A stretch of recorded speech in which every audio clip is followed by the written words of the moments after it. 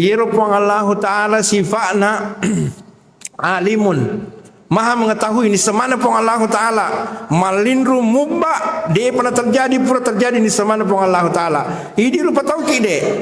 Satu. Yang kedua sifatna pong Allah Ta'ala khair, wallahu khairu wa abqa. Sifatna pong Allah Ta'ala deceng dena langi sikali cak lauri atanna sangadina anu madeceng. Jaji nareko angka atanna pong Allah Ta'ala melauri alena yero namber yang pong Allah Ta'ala pasti yena ro paling madeceng, yena ro paling makanja lauri atanna. Ini yang pernah, yang kadang tidak dipahami orang. Puang melok kak sogi puang, melok kak engkau toko papada boleh bolaku.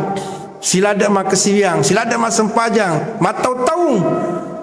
Tapi doanya nasa ngidena dikabulkan, nasa dia yang kelinga. Akhirnya mak pikir jago pong Allah Ta'ala.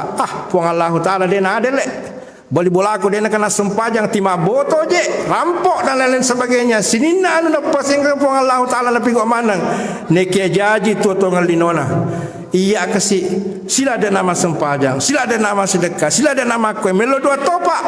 Nah dia pegah kejadian. Ada yang keliru nasabah ero na edena pahangi. Maka dia itu misengi maka dan nareku asugira puang Allah Ta'ala tenanya memupul yang susah. Contoh nareki oto puang Allah Ta'ala dia tisengi maka dan nafake wijata pelepoi tamak topa penjara masuru topi dia tisengi neke puang Allah Ta'ala lisang alimun.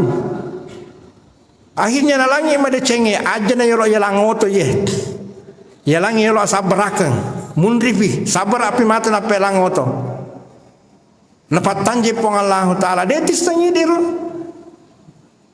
Puang meloka magerta anakku sisana jaji anak-anak tidak seperti yang diharapkan. Ma pikir jago pong Allah Ta'ala berpikir buruk. Pikir jago pong Allah Ta'ala padahal dia na pahangi magda engkau tu dia misengi sehingga iseleye ro pada dua mu neng kelinga pong Allah Ta'ala neng kelinga neke na selle pong Allah Ta'ala nes nasaba narik konalak ko wija magerta dia tu misengi maka dia tu matu wijamu malai sirimu tu. Naselle pong Allah Ta'ala yang paling bagus buat hambanya. Alamasasi akhirnya kemudian dia berpikir buruk. Nasabak ma pikir jai ku pong Allah Ta'ala malam mai pigo dosa. Malam mai pigo anu napesangkange pong Allah Ta'ala selang nekia na pigo mato anu napesangkange pong Allah Ta'ala nasabak magai ale na mato ma pikir jai ku pong Allah Ta'ala.